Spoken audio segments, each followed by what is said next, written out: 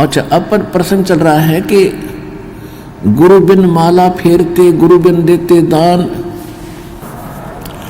अब गुरु बिन दोनों निष्फल हैं, से पूछो वेद पुराण।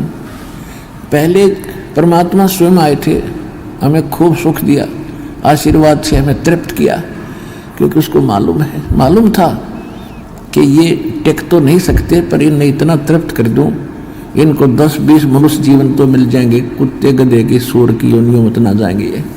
और फिर संभाल लिए।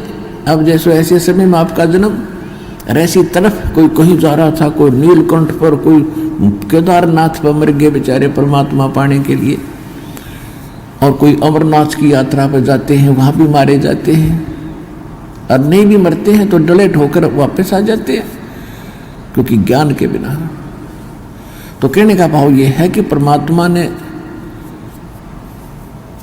आपको उस समय इतना चार्ज कर दिया, तो आपको मनुष्य जीवन मिलते हुए आ रहे थे, फिर संभाल लिया एन समय पर।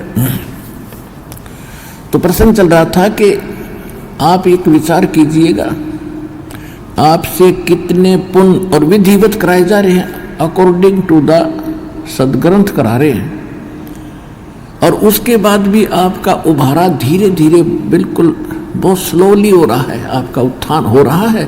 ये तो दास को मालूम आप में कितनी परमात्मा की कृपा हो रही है आपके घरों में।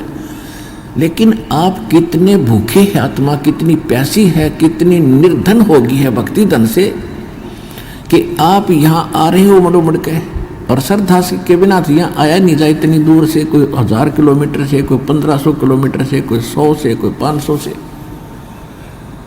और क्योंकि एक तो ज्ञान ऐसा गजब का आत्मा ने अपने आप खींच लेता है, कोई विकल्प नहीं छोड़ता कि धरती पर कितो और भगवान है या कोई और ज्ञान है। तो एक तो यूँ कारण बन गया, आपको डगमगे हो ही नहीं सकते, और हम डगमग नहीं होंगे इस सुपथ पर चलते रहे तो अपने घर भी पहुंच जाएंगे। हमें भ्रमित करने वाले रास्ते मिलते रहे, वो हमें डगमग कर देते, नहीं ऐसे नहीं इधर जाओ, वो उस दिशा को छुड़वा देते थे जो सही दिशा थी, और हम दूसरी दिशा पकड़ के यही धक्के खाते रहे।